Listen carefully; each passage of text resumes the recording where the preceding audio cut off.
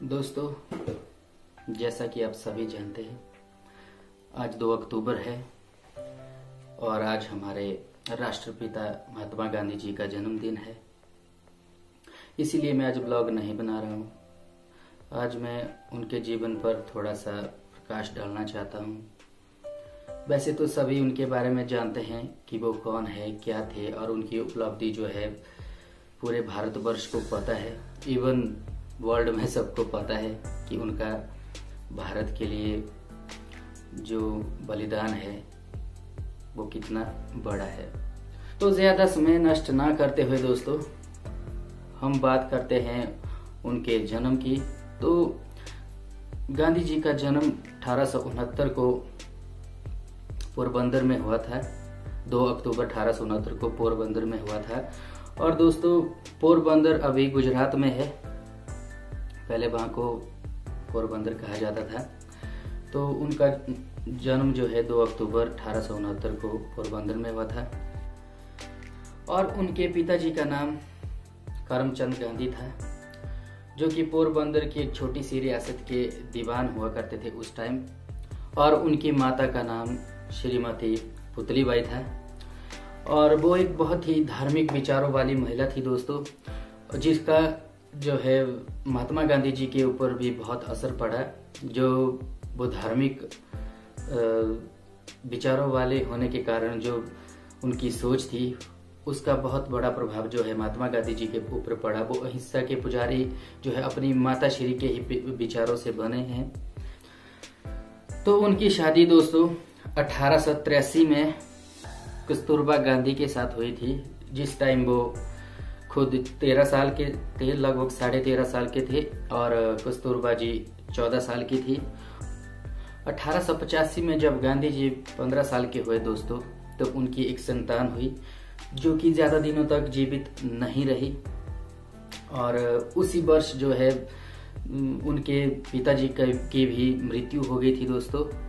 पहली संतान की मृत्यु और अपने पिता की मृत्यु के बाद गांधी जी के 4 पुत्र हुए दोस्तों। इनका नाम दोस्तों हरिलाल, मणिलाल, रामदास और देवदास था।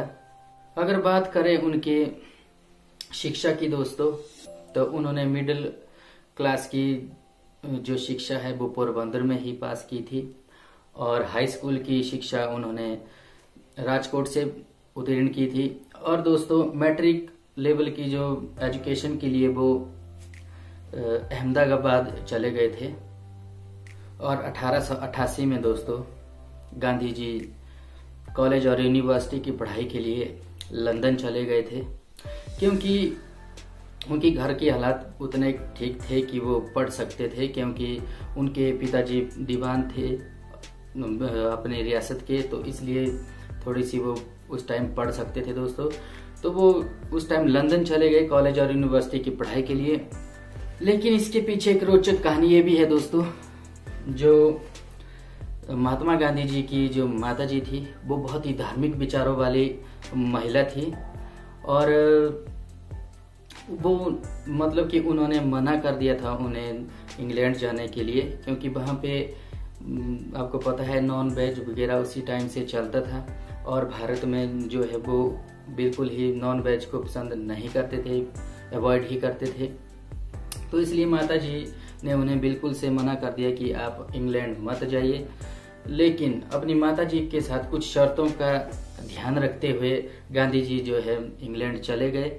और वहाँ पे उन्होंने बिल्कुल अपनी माता जी की मतलब जो जैसी उन्होंने घर में बात कही थी कि मैं इस तरह से ही रहूंगा, तो उन्होंने वैसा ही जो है वहाँ पे किया। और दोस्तों 1891 में जब गांधी जी भारत लौटे, उस वक्त के लिए उनकी माताजी का देहांत हो चुका था।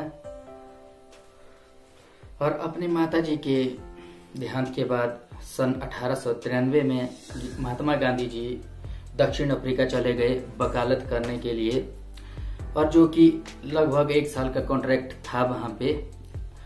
परंतु दोस्तों महात्मा गांधी जी जब दक्षिण अफ्रीका चले गए, वो वहां से ठीक 21 साल के बाद वापस लौटे, जो कि सन 1914 का टाइम था। उस टाइम उनको पूरे 21 साल दक्षिण अफ्रीका में हो गए थे। और उसके बाद ही वो भारत लौटे। लेकिन दोस्तों उनके साथ वहाँ भी जो है बहुत नस्लीय भेदभाव हुए उन्हें, क्योंकि वहाँ पे लगभग गोरे ही रहा करते थे और वो सांवले रंग के थे महात्मा गांधी जी, तो उनके साथ वहाँ पे नस्लीय भेदभाव भी बहुत हुए। इवन यहाँ तक जब वो ट्रेन में सफर कर रहे थे दोस्तों, तो उनको जो है ट्रेन से धक्का दे के जो है बाहर निकाला गया था। उन्होंने उन्हें गोरे को ऐसा भी कहा था कि जैसा टिकट आपके पास है तो वैसा ही मेरे पास है। लेकिन दोस्तों वो नहीं माने और उन्हें ट्रेन से बाहर निकाल दिया। और इस बात का प्रभाव जो है गांधी जी के जीवन पर बहुत पड़ा। तो यही वो एक चिंगारी बनी दोस्तों महात्मा गांधी जी के मन में, कि वहां से उनके मन में जो है अन्याय के खिलाफ लड़ने की एक जंग सी मतलब छिड़ गई उनके मन में, और वहीं से वो अन्याय के खिलाफ लड़ना उन्होंने स्टार्ट किया। सन 1906 में दोस्तों जब जुलू युद्ध हो रहा था, अगर आप जुलू युद्ध नहीं जानते हैं, जुलू युद्ध एक ऐसा युद्ध था दोस्तों जो कि इंग्लैंड के साथ लड़ा जा रहा था, और इसमें जो है किसानों के प्रति कुछ लड़ा जा रहा था युद्ध। इसको आप थोड़ा सा गूगल सर्च करके पता कर लीजिएगा, क्योंकि अगर मैं इसके बारे में विस्तार में बताऊंगा दोस्तों तो एक बहुत बड़ा मतलब वीडियो काफी ज्यादा लंबी हो जाएगी। गांधी जी यही चाहते थे दोस्तों कि कानूनी जमा पाने के लिए, जमा मतलब अट्रैक्शन समझ लीजिए आप इस शब्द को, तो अट्रैक्शन पाने के लिए वो चाहते थे कि भारतीय भी इस युद्ध में सम्मिलित हो, इंग्लैंड का साथ दे, और इसीलिए उन्होंने ब्रिटिश अधिकारियों को प्रेरित किया कि भारतीयों को भी जो है इस युद्ध में भर्ती किया जाए।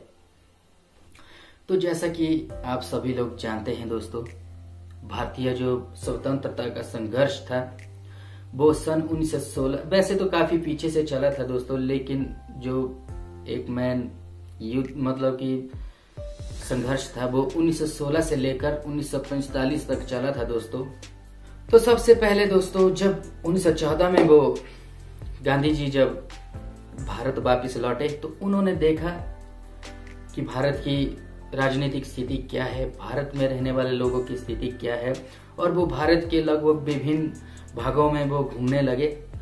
और घूमने के बाद उन्होंने हालातों की गंभीरता को समझा कि भारत में इस टाइम क्या चल रहा है। तो दोस्तों गुजरात में खेड़ा आंदोलन हुआ था, तो वहां पे पहली जो भारत को कहेंगे या गांधी जी को कहेंगे कि पहली जो राजनीतिक सफलता जो है खेड़ा आंदोलन से मिली थी, और वहीं से उनकी लोकप्रियता भारत में इतनी फैली थी दोस्तों, जगह जगह से लोग उनसे मिलने आने लगे और उनको सहायता करने लगे। आंदोलन जैसे कि भारत छोड़ो आंदोलन, दांडी यात्रा आंदोलन, इसमें बहुत बड़ा मतलब कि आंदोलनों में इनके नाम आते हैं। दांडी आंदोलन जो हुआ था वो नमक के पीछे हुआ था दोस्तों, क्योंकि भारत में ही नमक का उत्पादन होता था और भारत में ही इतना मतलब महंगा नमक उस टाइम जो है बेचती थी ब्रिटिश सरकार, जो ईस्ट इंडिया कंपनी थी, बहुत ज्यादा महंगे दामों में बेचती थी। इसीलिए उन्होंने एक दांडी यात्रा भी निकाली थी, जो कि लगभग सभी जानते हैं दोस्तों। तो दोस्तों अंततः जैसे भारत आजाद हुआ 1947 में, लेकिन दोस्तों 1948 को महात्मा गांधी जी की हत्या नाथूराम गोडसे ने की थी। तो ये समय था दोस्तों 1948, 30 जनवरी 1948 को जो है 5:17 पर नाथूराम गोडसे ने महात्मा गांधी जी को 3 गोलियां मारी थी और उनका देहांत वहीं हो गया था। और उनका जो है जब उनका अंत हुआ दोस्तों, मतलब कि डेथ होने वाली थी, उनके शब्द ये थे, हे राम। तो इतना तो आप लोगों को भी पता होगा दोस्तों। 30 जनवरी में मतलब कि 30 जनवरी को हमारे भारतवर्ष में शहीदी दिवस मनाया जाता है, तो ये इसी वजह से मनाया जाता है। तो गांधी जी के शब्द कुछ ऐसे थे दोस्तों, जो कि मैं थोड़ा सा एक आधा आपके साथ शेयर करूंगा। उन्होंने कहा था, वो देश कभी भी तरक्की नहीं कर सकता है दोस्तों जहाँ का मतलब कि जहाँ पे अपनी बोली नहीं बोली जाती है, मतलब कि अपनी भाषा नहीं बोली जाती है दोस्तों। तो भारत में मैं देखता हूँ अधिकांश लोग जो है इंग्लिश बोलने के लिए आतुर रहते हैं, जहाँ भी देखो इंग्लिश बोलते हैं। तो ऐसा नहीं है दोस्तों, हिंदी हमारी मातृभाषा है। मैं ऐसा नहीं बोलता हूँ आप इंग्लिश मत सीखिए, बट थोड़ा सा अपनी हिंदी को भी जारी रखिए। धीरे धीरे ऐसा ना हो कहीं हमारी हिंदी धूमिल हो जाए और महात्मा गांधी जैसे महापुरुषों के जो लेख हमारे बीच में है ये भी जो है धूमिल हो जाए दोस्तों। तो मैं वीडियो को ज़्यादा नहीं खींचूंगा, नहीं तो ये ज़्यादा लंबी हो जाएगी। जितनी छोटी रहे उतनी अच्छा है दोस्तों, क्योंकि व्यूज़ काफ़ी कम आ रहे हैं। तो शायद अगर छोटी सी वीडियो हो तब देख लें, लेकिन मैं चाहूँगा दोस्तों, हो सकता है मेरा प्रयास आप लोगों को पसंद आया होगा महात्मा गांधी जी की जीवनी के बारे में। तो प्लीज़ दोस्तों दिल से लाइक कीजिए अगर आप भी महात्मा गांधी जी को एक बहुत नेक दिल इंसान और स्वतंत्रता सेनानी मानते हैं। दोस्तों जिनकी वजह से हम आज खुली सांस ले रहे हैं वो महात्मा गांधी जी ही हैं।